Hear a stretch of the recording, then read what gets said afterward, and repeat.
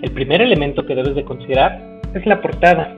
Aquí mencionarás el nombre de la universidad, incluyendo el logotipo de la facultad y de la carrera, el nombre, el autor, el año y la fecha de entrega.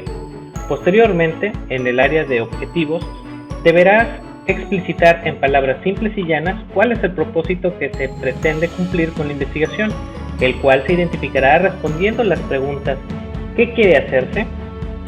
¿Para qué se quiere investigar? ¿Qué pretende alcanzarse? Según explica Carlos Muñoz Razo en su libro Cómo elaborar y asesorar una investigación de tesis. Así también, se considera que un objetivo está estructurado por al menos 3 elementos: un verbo en infinitivo, un fenómeno y un ¿para qué? Veamos algunos ejemplos. Los verbos en infinitivo son evaluación, síntesis, análisis, explicación, conjugación y conocimiento. Veamos un ejemplo. Analizar el número de feminicidios y su ubicación geoespacial en el periodo 2015-2021 con la finalidad de representar la información usando sistemas de información geográfica. El verbo utilizado en infinitivo es analizar.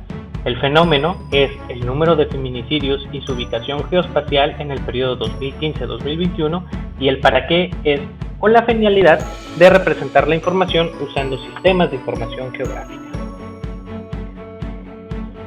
En el caso del marco teórico o de referencia, este consiste en un resumen de todos aquellos términos, conceptos y teorías que te ayudarán a conocer el objeto o la temática seleccionada en profundidad, para luego interpretarlo y analizarlo adecuadamente. ¿Qué han opinado acerca de este tema otros autores? ¿Cuáles de sus aspectos han sido analizados? ¿Qué controversias se han suscitado? Estas son algunas de las preguntas que este texto deberá responder. Consultada sobre cuáles son las principales dificultades que surgen en esta instancia, María Jimena García Puente de la Universidad Autónoma de Nuevo León mencionó la falta de integración de perspectivas. A veces, con un autor o un libro, suponen que ya pueden elaborar un marco teórico, manifestó al respecto. Asimismo, hizo referencia a los errores en la estructuración y explicó que, en muchas oportunidades, este apartado aparece como un glosario de términos sin articulación entre sí.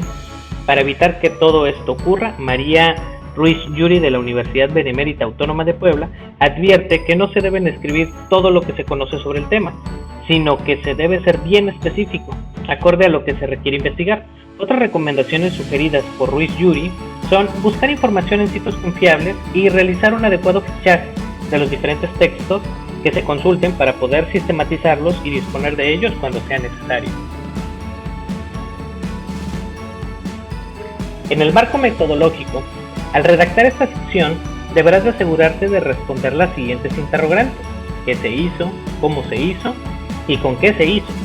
En primer lugar, incluye una descripción detallada de la metodología utilizada en el transcurso de la investigación, es decir, las técnicas de recopilación y análisis de datos. Luego, y en caso de que sea pertinente, deberás hacer referencia a las variables y el proceso de muestra. Es importante realizar una descripción paso a paso del instrumento utilizado para el cumplimiento del objetivo general, ya sea una encuesta, la recolección de muestras, las pruebas de laboratorio, el análisis estadístico a bases de datos, la compilación de información, entre otros. En el apartado de resultados, en este capítulo será un compendio de los resultados de la investigación, producto del proceso de análisis de datos. Cabe destacar que aquí tendrás que implementar recursos gráficos tales como diagramas, cuadros, mapas o tablas con la finalidad de facilitar la comprensión de la información por parte del lector. En el apartado de las conclusiones, esta es la parte donde manifestarás los hallazgos más destacados de la investigación y explicarás si la hipótesis planteada inicialmente fue comprobada o refutada. Asimismo, podrás emitir observaciones respecto a la problemática, además de recomendaciones útiles para aquellos estudiantes que deseen elaborar una tesis similar en el futuro. En su libro Cómo elaborar y asesorar una investigación de tesis, el profesor y catedrático Carlos Muñoz Razo explica que si bien no existe una extensión recomendada para las conclusiones, sí hay ciertas reglas a respetar. Dentro de estas recomendaciones se destaca, por ejemplo, que la redacción sea clara y concisa y evitar el tono imperativo. También propone formular conclusiones específicas por cada asunto que se considere fundamental, aunque también incluir una conclusión global en la que se concentren los aspectos fundamentales de la investigación, procurando abarcar solamente lo básico del tema. En esta última parte se incluirán las referencias de los documentos citadas y consultadas durante la investigación, es decir, aquellas fuentes en las que basarse para argumentar afirmaciones o hechos. Cabe destacar que la mención a las fuentes no podrá hacerse de forma improvisada, sino que deberá utilizarse un criterio específico, por ejemplo, las normas APA, que por ejemplo, para realizar una referencia de un libro de acuerdo con este sistema, en primer término se hace la representación por autores en riguroso orden alfabético y con nombres del autor completos. Títulos del libro también completos, indicando además editoriales, país de origen y año de edición, explica Muñoz Razo. Esta sección adquiere especial relevancia ya que en el caso de no acreditar las fuentes y autores, los alumnos incurrirían en el plagio. Cabe destacar que esta acusación podría ocasionar una grave sanción, incluso si se trata de una acción involuntaria. Según indica Muñoz Razo, esta sección contendrá datos relacionados con alguna parte del contenido de todo o alguno de los capítulos de la tesis, que no conviene anotar en el cuerpo de estos, sino en un apartado diferente.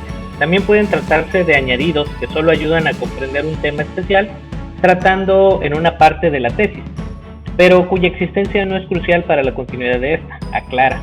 Algunos de los materiales que pueden incluirse en este caso son, por ejemplo, imágenes, cuestionarios, documentos editoriales o mapas geográficos. Y así hemos llegado al apartado de la actividad. Por lo pronto, debes ponerte en contacto a abacuclorenzo@yahoo.com para realizar una retroalimentación de tu avance.